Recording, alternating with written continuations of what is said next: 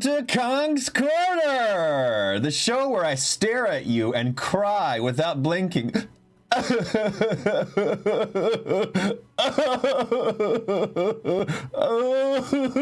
But really, I'm reading Harry Potter every single day. I have not read the books before. Do not spoil anything in the chat or in the comments. We've been doing it for about 6 months. Holy moly. And we are on to the end of the book.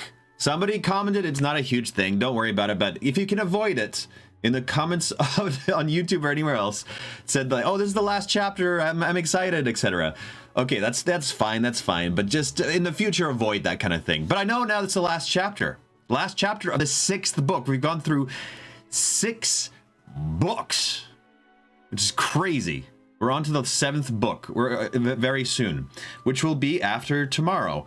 So before I get started here on the reading, I'll be taking a minor break, just a minor break between books. I'll be back next Thursday. Friday is when I'm going to read this next week. Okay, I need a little bit of an extended break so I can plan out my evenings a bit better, just for a short amount. So I'll be back next Thursday, and what I will do on Thursday, so I'm prepping you so you can rack your brains a little bit. Well, on Thursday, I'll be creating a channel on the Discord for book suggestions, okay? I will only be taking suggestions from the Discord because I'm a bit paranoid about reading all the YouTube comments or anywhere else. So I'll only be taking suggestions on the Discord about what series we will read after the 7th book, okay? Oh, it's somebody's birthday? Whose birthday is it? 1 second here. Really quick. It's Heather's birthday.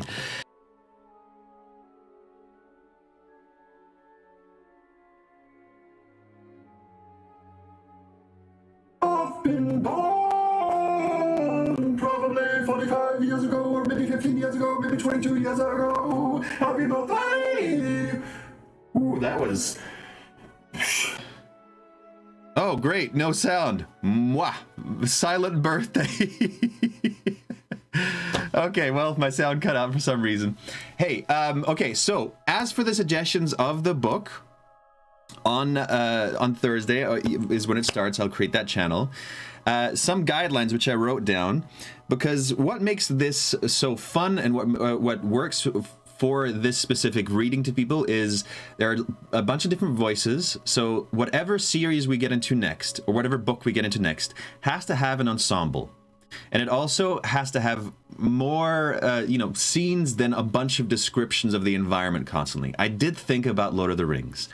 But the problem with Lord of the Rings is there's so much description about the environment that it just takes a while to get to specific scenes, and I don't think it would be that terribly exciting to listen to. Yeah, so there has to be some talking scenes, more so than descriptive scenes. Because if you look at this, there's not a ton of descriptive language all over the place. Oh dear, I'm having weird internet issues. Okay, good, they got it. It'd be great if it has some kind of adventure, and, I'm thinking of sticking within the YA books, young audiences books, just because there's usually more adventure there. And also, I thought of Game of Thrones, but then I was like, oh, then I would have to, read all these erotic scenes to a whole bunch of people, and then he takes off her blouse, and so on and so forth. So those are some of the guidelines. Think it out. Until Thursday, that's where we're going to start putting up the Discord, and that's where you can post your suggestions. If you see the suggestion, don't bother posting it again and again. I will see it, and I will make a decision around it. Maybe yeah. So that's the whole thing. Okay, let's get to the reading, shall we? Last time, man, 2 reads ago, Dumbledore died, which was heavy, and then last time was the full chapter of people mourning him, and also Bill being mangled by Greyback, and possibly he's going to change in some way. We don't know exactly what way yet. Wah, wah, wah. But, and I'm assuming the White Tomb is going to be Dumbledore's funeral, which is going to be just another sad scene. So here we go. I also have some wine. I need a drink after the last 2 times.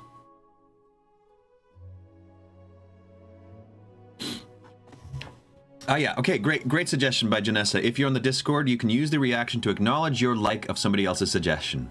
So I will take that into consideration as well. All right. Here we go. Chapter 30, The White Tomb. All lessons were suspended. All examinations postponed. Some students were hurried away from Hogwarts by their parents over the next couple of days.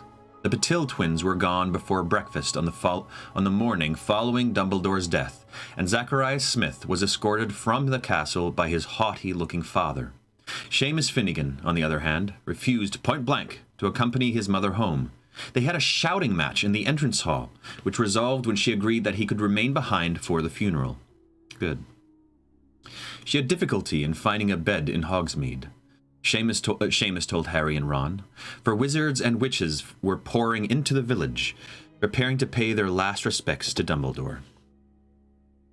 Some excitement was caused among the younger students, who had never seen it before, when a powder blue carriage the size of a house, pulled by a dozen giant winged palominos, came soaring out of the sky in the late afternoon, before the funeral, and landed on the edge of the forest. Harry watched from a window as a gigantic and handsome olive-skinned, black-haired woman descended the carriage steps and threw herself into the waiting Hagrid's arms. I forget her name. His love. They not train dragons. They try to train giants together, right? Yeah.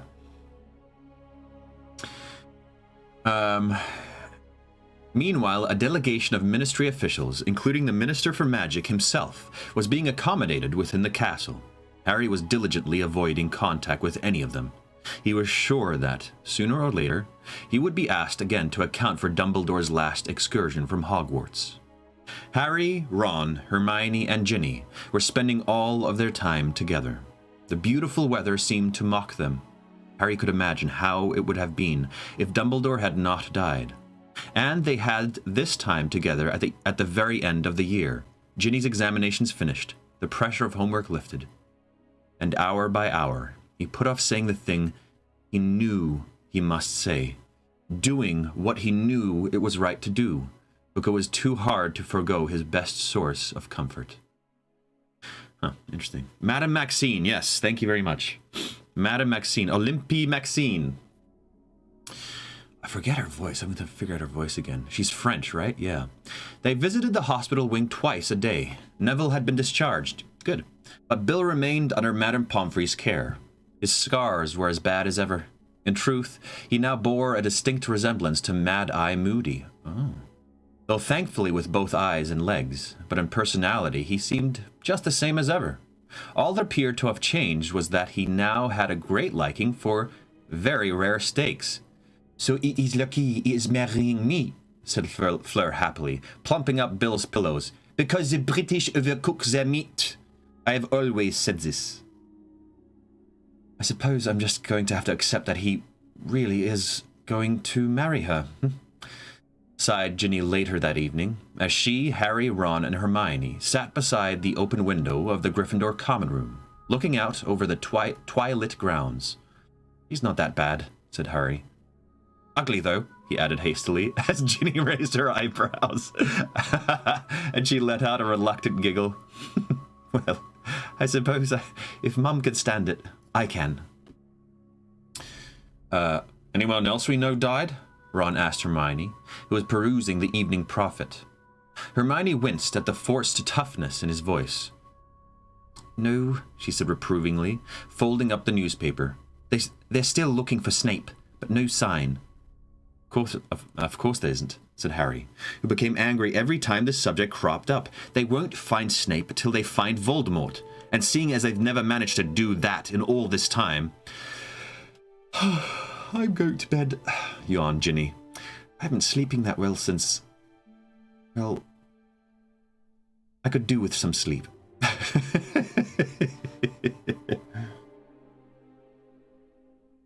She kissed Harry, Ron looking away pointedly, waved at the other two, and departed for the girls' dormitories.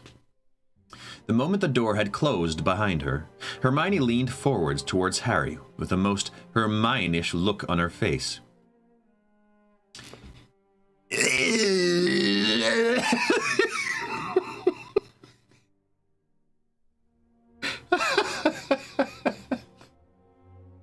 Imagine if that's the Hermione's way of leading in. I don't know what happened. It's just funny. Okay. So she leaned in. Harry, I found out something this morning in the library. R.A.B., said Harry, sitting up straight. Yes, classic Hermione face. He did not feel the way he had so often felt before, excited, curious, burning to get to the bottom of a mystery. He simply knew that the task of discovering the truth about the real Horcrux had to be completed before he could move a little further along the dark and winding path stretching ahead of him, the path that he and Dumbledore had set out upon together, and which he knew he would have to journey alone. There might still be as many as 4 Horcruxes out there somewhere, and each would need to be found and eliminated before there was even a possibility that Voldemort could be killed. He kept reciting their names to himself, as though by listing them he could bring them within reach. Locket, the cup, the snake, something of Gryffindor's or Ravenclaw's. The locket, the cup, the snake, something of Gryffindor's or Ravenclaw's. This mantra seemed to pulse through Harry's mind as he fell asleep at night, and his dreams were thick with cups, lockets, and mysterious objects that he could not quite reach, although Dumbledore helpfully offered Harry a rope ladder that turned to snakes the moment he began to climb. Oh, that's not great. Sorry, 1 second. I need to respond to one thing, but because it has to do with the dinner that they're making downstairs, and I won't be joining tonight. Sorry, I'm doing this right now. Okay, there we go. Had to do that quickly. There we go. He had shown Hermione the note inside the locket the morning after Dumbledore's death, and although she had not immediately recognized the initials as belonging to some obscure wizard about whom she had been reading, she had since been rushing off to the library a little more often than was strictly necessary for somebody who had no homework to do. Of course, she's like, I'm going to fix this. With her brilliant skills, she's putting everything she can to figure this out. Love it. I love it. Oh, Robbie, you stop it. You savage. No, she said sadly. I've been trying, Harry, but I haven't found anything. There are a couple of reasonably well-known wizards with those initials. Rosalind Antigone Bungs, Rupert Axebanger, Brooke Stanton. Axebanger? Come on. But they don't seem to fit at all. Judging by that note, the person who stole the Horcrux knew Voldemort, and I can't find a shred of evidence that Bungs or Axebanger ever had anything to do with him. No, actually, it's about, well, Snape. She looked nervous, even saying the name again. What about him? Asked Harry heavily. No, what about him? Asked Harry heavily, slumping back in his chair. Well, it's just that I was sort of right about the Half-Blood Prince business, she said tentatively. Do you have to rub it in, Hermione? How do you think I feel about that now? No, Harry, I didn't mean that, she said hastily, looking around to check that they were not being overheard. It's just that I was right about Eileen Prince once owning the book. You see, she was Snape's mother. Oh. I thought she wasn't much of a looker, said Ron. Hermione ignored him.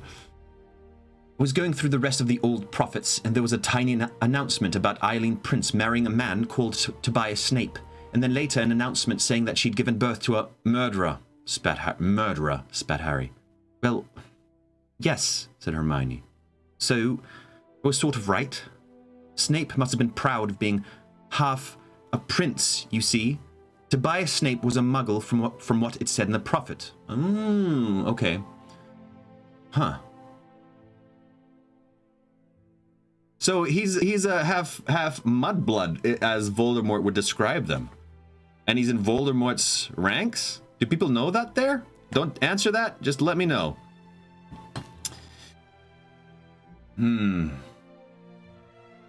Yeah, that fits, said Harry.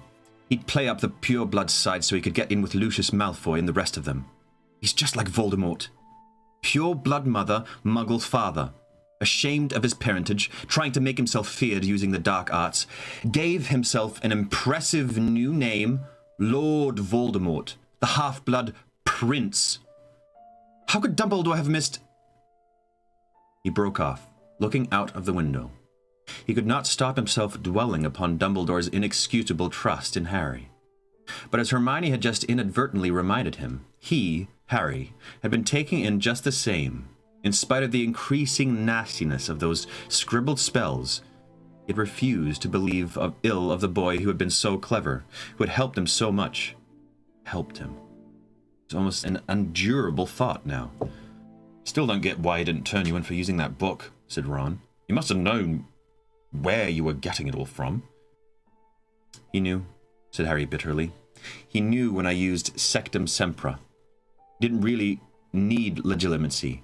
He might even have known before then, with Slughorn talking about how brilliant I was at potions. Shouldn't have left his old book in the bottom of that cupboard, should he? But why didn't he turn you in? I don't think he wanted to associate himself with that book, said Hermione. I don't think Dumbledore would have liked it very much if he'd known. And even if Snape pretended it hadn't been his, Slughorn would have recognized his writing at once. Anyway, the book was left in Snape's old classroom, and I'll bet Dumbledore knew his mother was called Prince. I should have shown the book to Dumbledore, said Harry. All that time he was showing me how Voldemort was evil, even when he was at school, and I had proof Snape was too... Evil is a strong word. No, evil is a strong word, said Hermione quietly.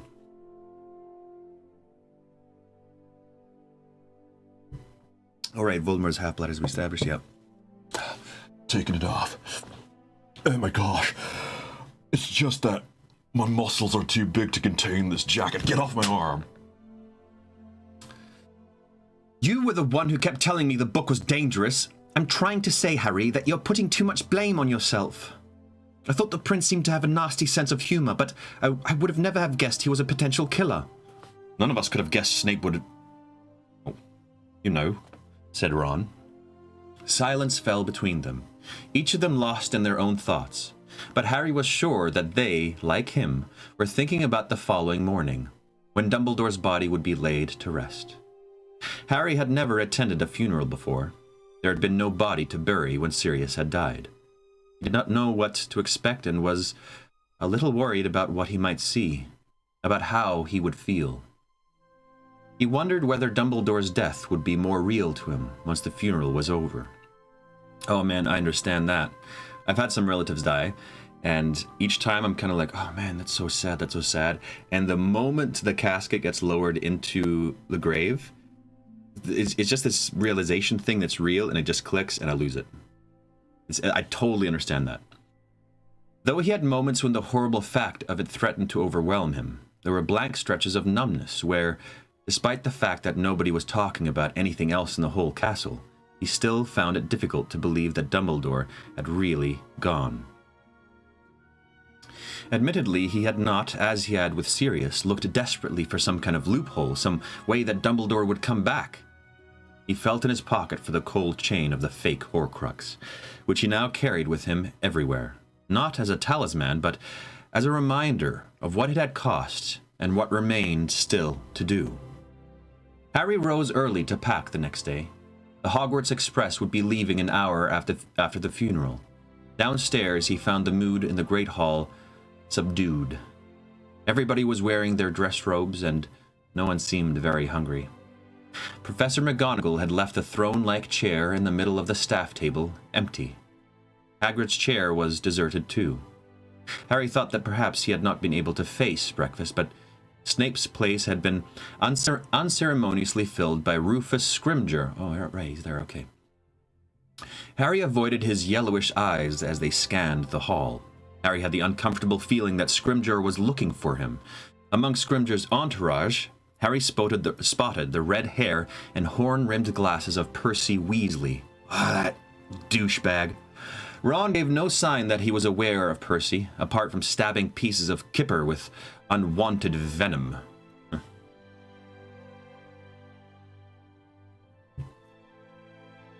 Over at the Slytherin table, Crabbe and Goyelle were muttering together. Hulking boys though they were, they looked oddly lonely without the tall, pale figure of Malfoy between them. Now, what are we gonna do today? Bossing them around. Harry had not spared Malfoy much thought. His animosity was all for Snape, but he had not forgotten the fear in Malfoy's voice on that tower top, nor the fact that he had lowered his wand before the other Death Eaters arrived.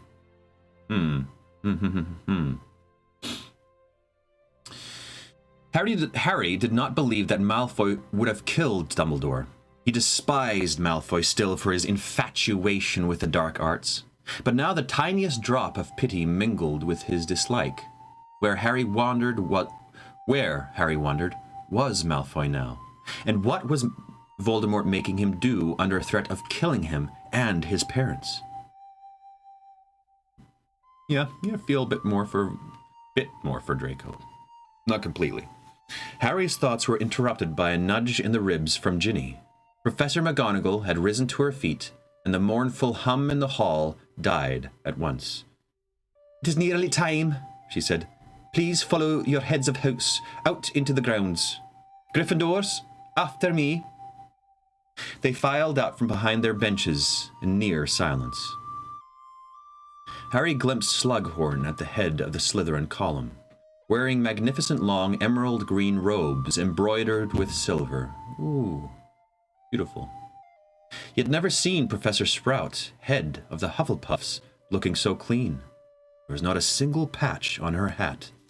And when they reached the entrance hall, they found Madame Pince standing beside Filch, she in a thick black veil that fell to her knees, he in an ancient black suit and tie reeking of mothballs. They were heading, as Harry saw when he stepped out onto the stone steps from the front doors, towards the lake. The warmth of the sun caressed his face as they followed Professor McGonagall in silence to the place where hundreds of chairs had been set out in rows. An aisle ran down the center of them. There was a marble table standing at the front, all chairs facing it. It was the most beautiful summer's day. An extraordinary assortment of people had already settled in half of the chairs, shabby and smart, old and young. Most Harry did not recognize, but there were a few that he did, including members of the Order of the Phoenix, Kingsley Shacklebolt, Mad-Eye Moody, Tonks, her hair miraculously returned to vividest pink, Remus Lupin, with whom she seemed to be holding hands. Nice. Mr. and Mrs. Weasley, Bill supported by Fleur, and followed by Fred and George, who were wearing jackets of black dragon skin. Then there was Madame Maxine, who took up 2.5 chairs on her own, Tom, the landlord of the Leaky Cauldron, Arabella Figg, Harry's squib neighbor, the hairy bass player from the wizarding group The Weird Sisters, Ernie Prang, driver of the night bus, Madame Malkin of the robe shop in Diagon Alley, and some people whom Harry merely knew by sight, such as the barman of the Hog's Head and the witch who pushed the trolley on the Hogwarts Express. The castle ghosts were there too, barely visible in the bright sunlight, discernible only when they moved, shimmering insubstantially in the gleaming air. They're all collected. Harry, Ron, Hermione, and Ginny filed into the seats at the end of the row beside the lake. People were whispering to each other. It sounded like a breeze in the grass, but the bird song was louder by far. The crowd continued to swell with a great rush of affection for both of them. Harry saw Neville being helped into a seat by Luna.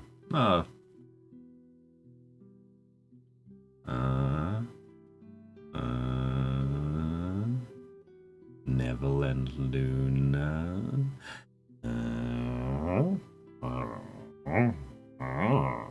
They alone of all the DA had responded to Hermione's summons the night that Dumbledore had died, and Harry knew why. They were the ones who had missed the DA most. Probably the ones who had checked their coins regularly in the hope that there would be another meeting. Cornelius Fudge, oh, he's back, walked past them towards the front rows, his expression miserable, twirling his green bowler hat as usual. Yeah, man, you realize that this was all real, you idiot? Harry next recognized Rita Skeeter, who, he was infuriated to see, had a notebook clutched in a red-taloned hand. And then, with a worse jolt of fury, Dolores Umbridge. You just wait. Oh, go on, get out of here! Get off the stage! Like Umbridge. I don't know why it cut to that, but there we go. Umbridge. An unconvincing expression of grief upon her toad-like face. A black velvet bow set atop her iron-colored curls. At the sight of the centaur Firenze, who was standing like a sentinel near the water's edge, she gave a start and scurried hastily into a seat a good distance away. Yeah, screw you. The staff were seated at last. Harry could see Scrimgeour looking grave and dignified in the front row with Professor McGonagall. He wondered whether Scrimgeour or any of these important people were really sorry that Dumbledore was dead. But then he heard music, strange, otherworldly music, and he forgot his dislike of the Ministry and looking around for the source of it. He was not the only one. Many heads were turning, searching, a little alarmed. "In there," whispered Ginny in Harry's ear. And he saw them in the clear green sunlit water, inches below the surface, reminding him horribly of the Inferi, a chorus of merpeople singing in a strange language he did not understand, their pallid faces rippling. I'm going to change it to this. Their purplish hair flowing all around them. The music made the hair on Harry's neck stand up, and yet it was not unpleasant. Sorry, I don't even hear this. Is this happening? There you go, now I hear it a little bit.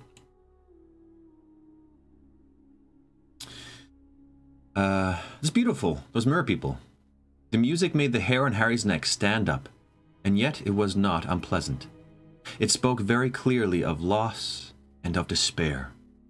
As he looked down into the wild faces of the singers, he had the feeling that they, at least, were sorry for Dumbledore's passing.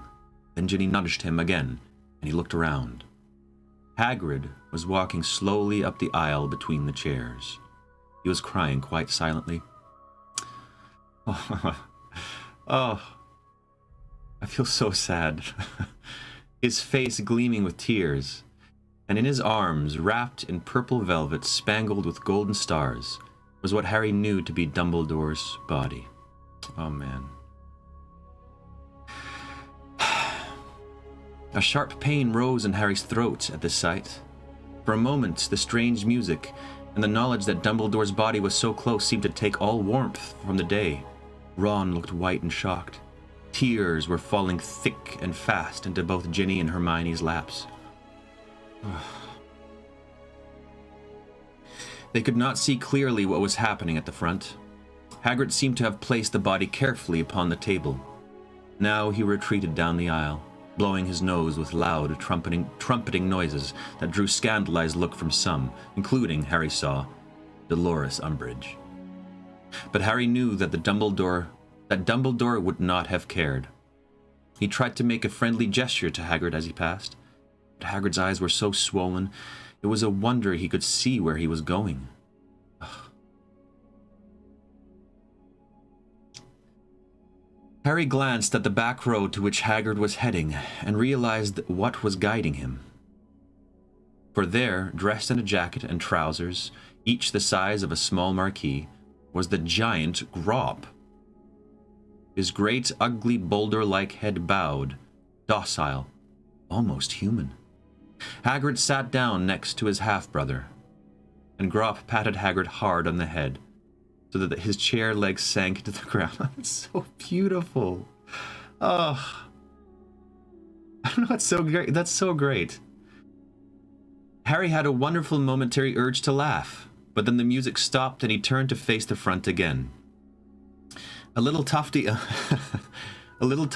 man in plain black robes had got to his feet and stood now in front of Dumbledore's body. Harry could not hear what he was saying. Odd words floated back to them. Over the hundreds of heads. Who's this? Little tufty-haired man in plain black robes. Over the hundreds of heads. Nobility of spirit. Intellectual contribution. Greatness of heart. It did not mean very much. It had little to do with Dumbledore as Harry had known him. He suddenly remembered Dumbledore's idea of a few words. Nitwit, oddment, blubber, and tweak, and again had to suppress a grin. What was the matter with him? It's a very normal way of processing grief, laughter sometimes.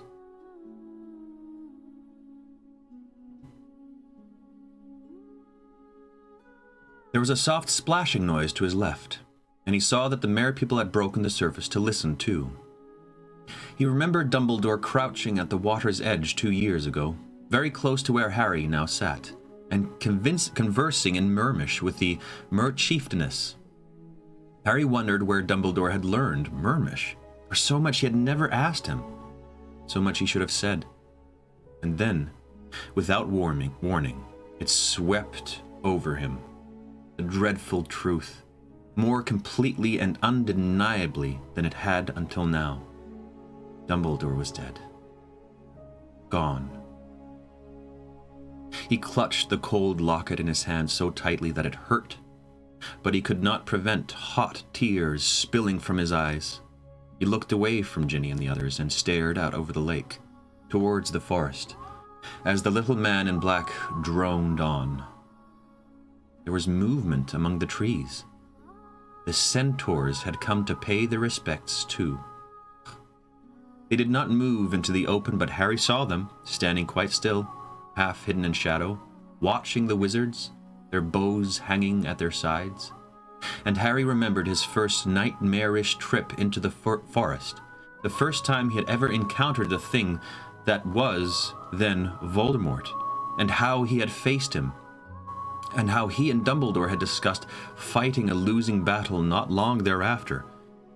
It was important, Dumbledore said. I'm going to do it in his voice. To fight, and fight again, and keep fighting, for only then could evil be kept at bay, though never quite eradicated. And Harry saw very clearly as he sat there under the hot sun how people who cared about him had stood in front of him, one by one. His mother, his father, his godfather, and finally Dumbledore, all determined to protect him. But now that was over. He could not let anybody else stand between him and Voldemort. He must abandon forever the illusion he thought to have lost at the age of 1, that the shelter of a parent's arms meant nothing could hurt him. There was no waking from his nightmare. No comforting whisper in the dark that he was safe really, that it was all in his imagination. The last and greatest of his protectors had died, and he was more alone than he had ever been before.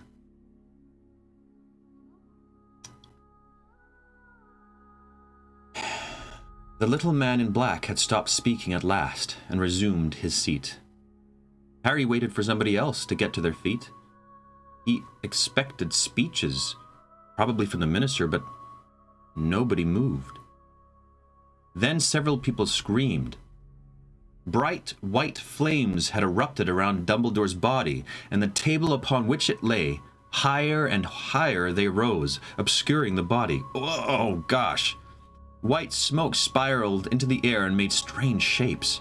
Harry thought for one heart-stopping moment that he saw a phoenix fly joyfully into the blue, but next second the fire had vanished. Oh, in its place was a white marble tomb, encasing Dumbledore's body and the table on which he had rested. Oh, wow. There were a few more cries of shock as a shower of arrows soared through the air, but they fell far short of the crowd. It was, Harry knew, the centaur's tribute. He saw them turning tail and disappearing back into the cool trees. Likewise, the mer people sank slowly back into the green water and were lost from view. Harry looked at Ginny, Ron, and Hermione. Ron's face was screwed up, as though the sunlight was blinding him. Hermione's face was glazed with tears, but Ginny was no longer crying. She met Harry's gaze with the same hard, blazing look that he had seen when she had hugged him after winning the Quidditch Cup in his absence. And he knew that at that moment, they understood each other perfectly. And that when he had told her what he was going to do now, she would not say, "Be careful, but don't do it," but accept his decision, because she would not have expected anything less of him. And so he steeled himself to say what he had known he must say ever since Dumbledore had died. Ooh! That is beautiful. That is so good. That bodes well. That bodes well for them.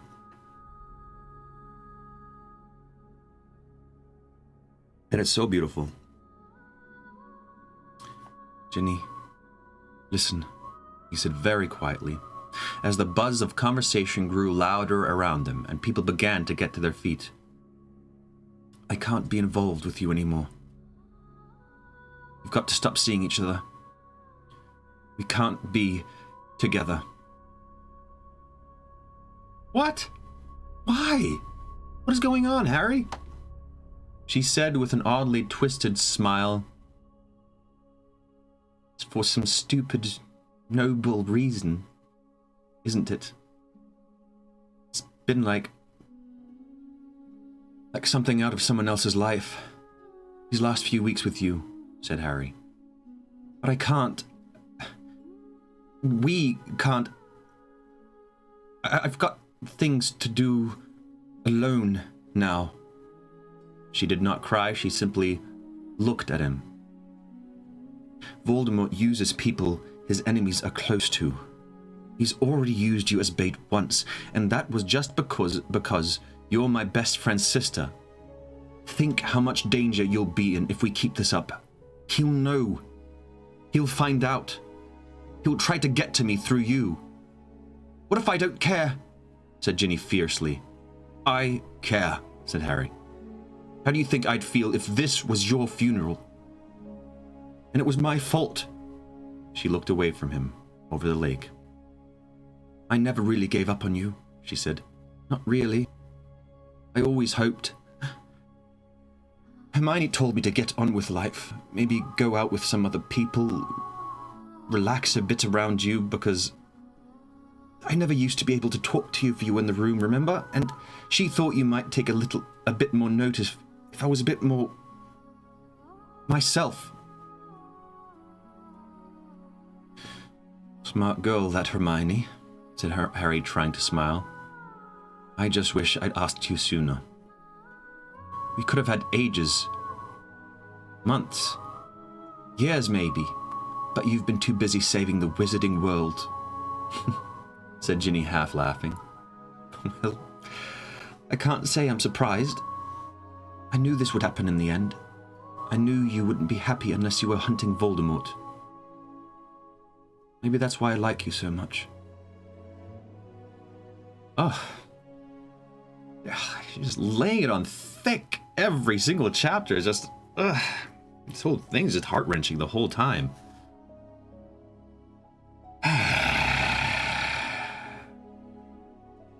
Harry could not bear to hear these things, nor did he think his resolution would hold if he remained sitting beside her.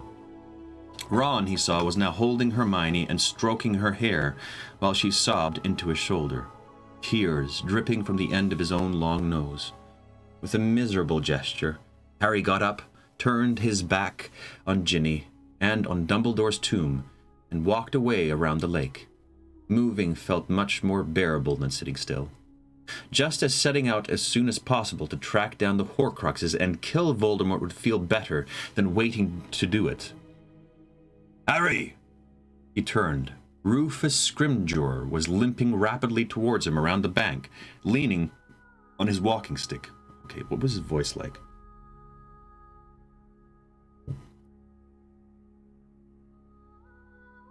I've been hoping to have a word. Do you mind if I walk a little way with you? No, said Harry indifferently, and set off again. Harry, this was a dreadful tragedy, said Scrimger quietly. I cannot tell you how appalled I was to hear of it. Dumbledore was a very great wizard. We had our disagreements, as you know.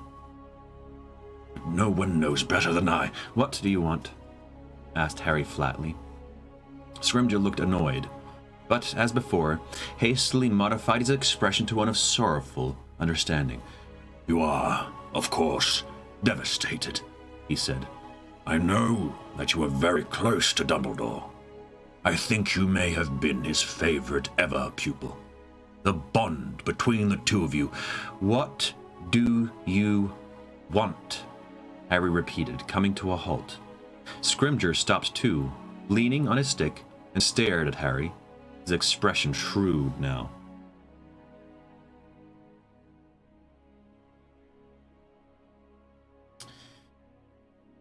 The word is that you were with him when he left the school the night that he had died. Whose word? Said Harry. Somebody stupefied a Death Eater on top of the tower after Dumbledore died. There were also 2 broomsticks up there. The Ministry can add 2 and 2, Harry. Glad to hear it, said Harry. Well, where I went with Dumbledore and what we did is my business. He didn't want people to know. Such loyalty is admirable, of course, said Scrimger, who seemed to be restraining his... Dexter is growling at me at the door because he wants out, because there's food downstairs and that people are making. He wants to be around. So 1 second. 1 second. Go get your food. Go.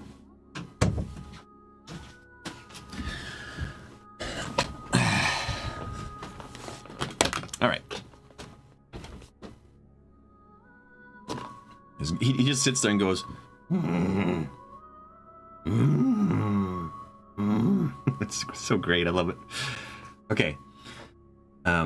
Such loyalty is admirable, of course, said Scrimger, who seemed to be restraining his irritation with difficulty. But Dumbledore is gone, Harry. He's gone. He will only be gone from the school when none here are loyal to him, said Harry, smiling in spite of himself. My dear boy, even Dumbledore cannot return from the... I'm not saying he can. You wouldn't understand. I've got nothing to tell you. Scrimger hesitated, then said in what was evidently supposed to be a tone of delicacy, The Ministry can offer you all sorts of protection, you know, Harry. I would be delighted to place a couple of my auras at your service. Harry laughed. Voldemort wants to kill me himself, and auras won't stop him. So thanks for the offer, but no thanks. So, said Scrimger, his voice cold now. The request I made of you at Christmas. What request? Oh, yeah. The one where I tell the world what a great job you're doing in exchange for... For raising everyone's morale, snapped Scrimger. Harry considered him for a moment. Released Stan Shunpike yet? Scrimger turned a nasty purple color, highly reminiscent of Uncle Vernon. I see you are Dumbledore's man through and through, said Harry. That's right. Scrimger glared at him for another moment, then turned and limped away without another word. Harry could see Percy and the rest of the Ministry delegation waiting for him, casting nervous glances at the sobbing Hagrid and Grop, who were still in their seats.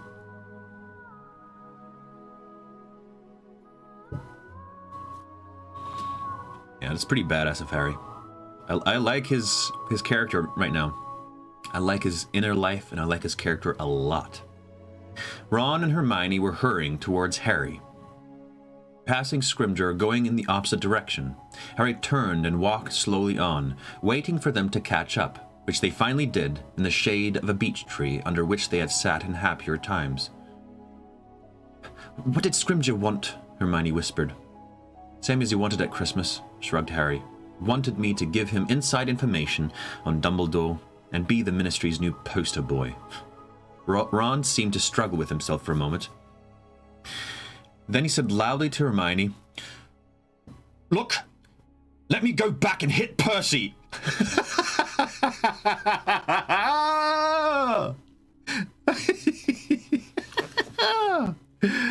Oh, Ron, what a guy, what a guy, what a guy.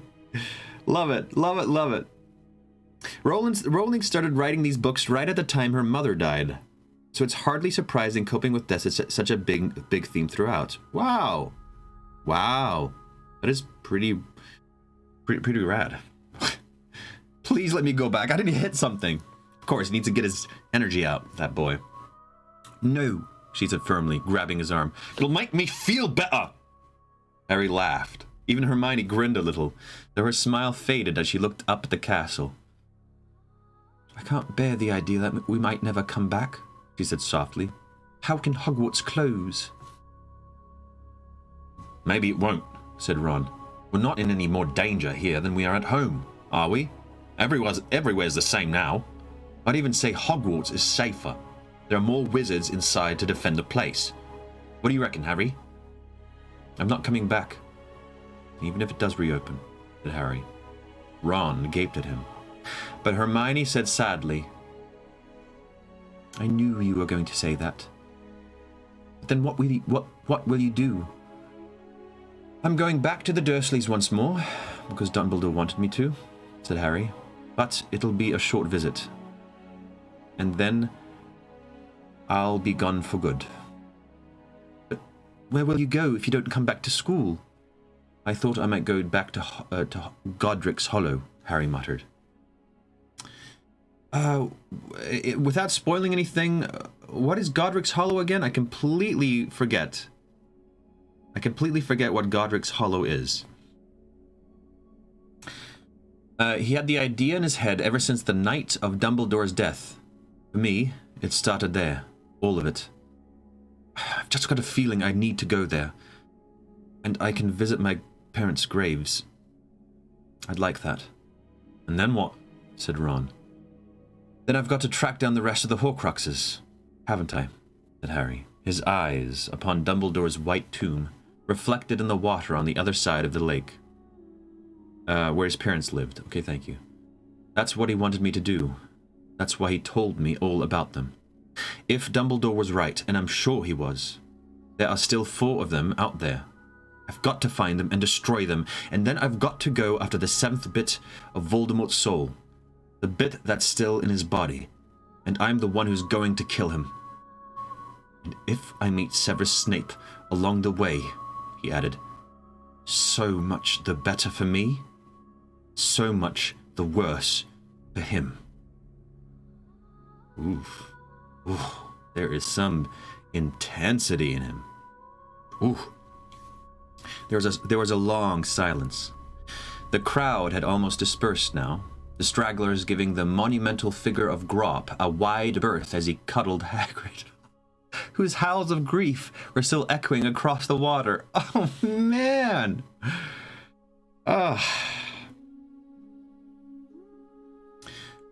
"We'll be there, Harry. No, we'll be there, Harry." "What?" At your aunt and uncle's house," said Ron. "And then we'll go with you, wherever you're going." "No," said Harry quickly. He had not counted on this. He had meant them to understand that he was undertaking this most dangerous journey alone. "You said to us once before," said Hermione, quietly.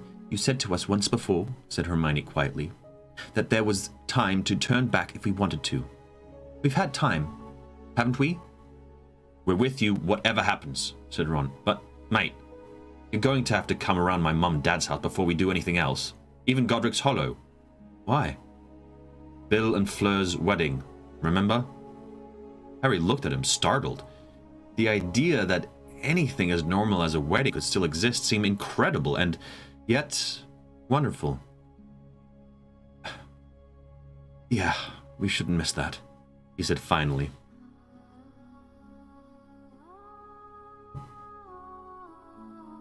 His hand closed automatically around the fake Horcrux. But in spite of everything, in spite of the dark and twisting path he saw stretching ahead for himself, in spite of the final meeting with Voldemort he knew must come, whether in a month, in a year, or in 10, he felt his heart lift at the thought that there was still one last golden day of peace left to enjoy with Ron and Hermione. End of the book! End of the book! Oh, wow. Whoa, crazy. I did not expect that. Wow. End of book 6. We did it. We got through 6 books. Everybody? Crazy. Hey, thank you for joining on this cool journey. Oh man, we got one more book left. One more book. And it's smaller than this one. It's shorter than this one. Oh, I do not know what's going to happen. I do not know. Big, pew, pew, pew. Yeah, thanks, Kenton. What a depressing ending to that book. No, it's bigger? Oh, I thought it was shorter. Oh boy. Well, that was pretty great. That was a pretty fantastic book. So sad. But, oh gosh, I can't decide whether that's my favorite or the last one. They're all so good. Y'all were right. Well, tell us your thoughts. Yes. What is your favorite book so far? Yeah, okay, so... What are my thoughts? Yeah, you all were right that these books grow on you. If it was just book number 1 and 2, I'd say, yeah, these are pretty great books. Pretty great writing, amazing writing, and adventurous, you know? But then book 3 happens, and you're like, oh, damn, this is getting more twisty and, you know, in a way a bit more convoluted. And then it goes to book number 4, which is a little darker and a little more, you know, emo, high schooly. Book 5, even darker, and then this book, oh man, it's quite a journey, and it's you all are definitely right that this is a pretty fantastic series. It is pretty fantastic. Thank you everybody for the very lovely compliments. Thank you very much. I'm really happy that it feels that everybody's enjoying it so much, and there's so many people who are joining in. I didn't expect any of this at the start. I was just like, at the very beginning, I posted on my Instagram, hey, should I read some Harry Potter to y'all? And then a bunch of people responded. I was like, okay, I guess people like it. And all I thought was just having some fun, and it's grown into something else. So thanks for joining in. I really appreciate that. It's almost like J.K. wrote at the level of Harry's age, you know? True. I'd love to hear your expectations and predictions about the next book. Okay, expectations. I do not think it's going to... wait.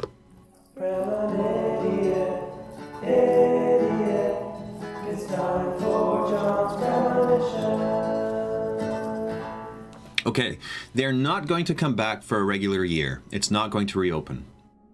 That's not going to happen. I think they're going to go on a whole bunch of adventures in the actual world. I think the 7th book is their graduation. It's them growing up. They're now adults in the world of these books. So I expect they're going to go out into the magical world and experience various scenarios and scenes in the world. But then again, when I think about that, it makes me think, how are they going to see all the different fun characters that they always see at Hogwarts?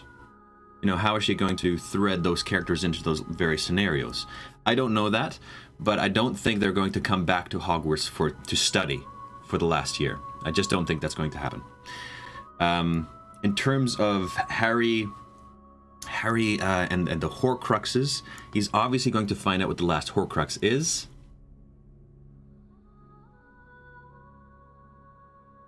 Here's what I think.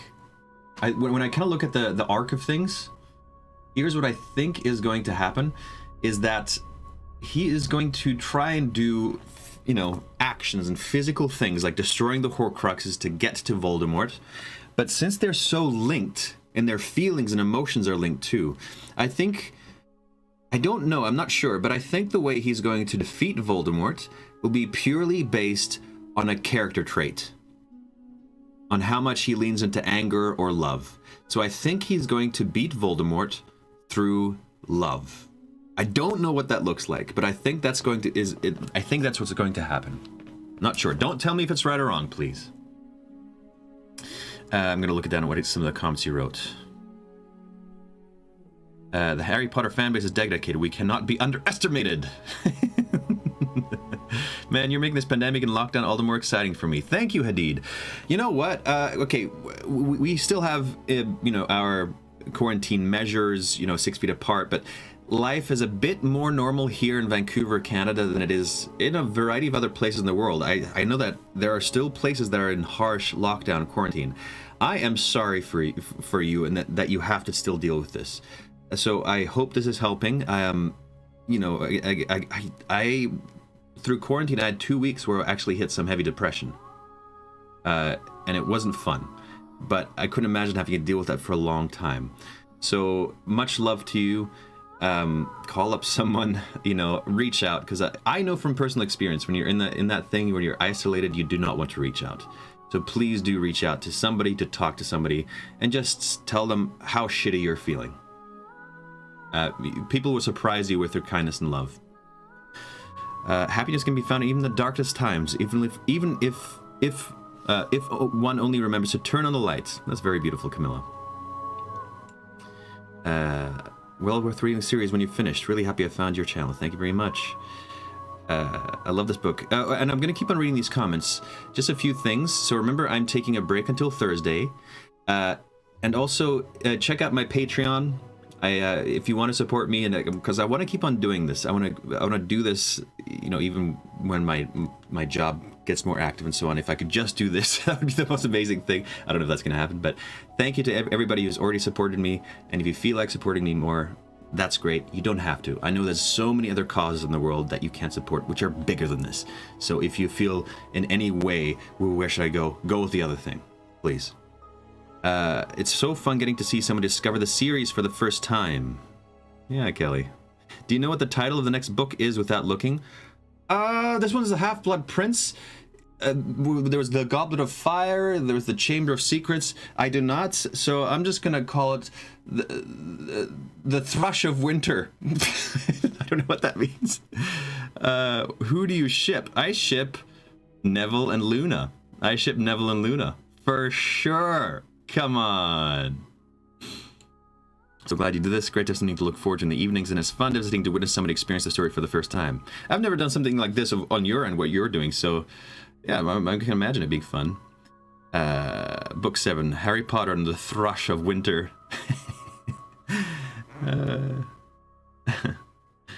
Yes, first try, John. Got it. Winter Thrush is coming. Harry Potter and the Return of the Jedi. Okay, friends. Thank you for joining me in the journey of this 6th book. We are on to the last book, and I'm going to continue on with something else after. Okay. Sorry. The plan still is after book 7, I'm going to be watching the movies, and I'm thinking whether I'm going to read the play too. I forget what it's called. Probably Harry Potter and the Badly Managed Stage Play. Where I'm thinking about doing that too, because I'm interested in that. I know it was divisive or something like that. Somebody told me like, oh yeah, either people really loved it or hated it or something like that. Anyway, I'll have a conversation with Lois and a couple of people around that. But I will definitely be watching the movies and doing that together, so we can do that live. I will do that live.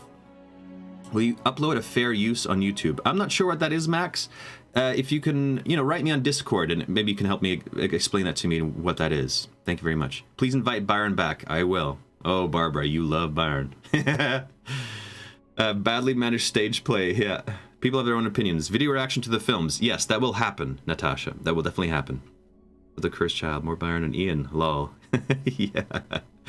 Okay, friends. Much love to you. I haven't said this in a while, but I would like to remind you that no matter where you are, you have value, you have purpose, and you have meaning. And you are loved.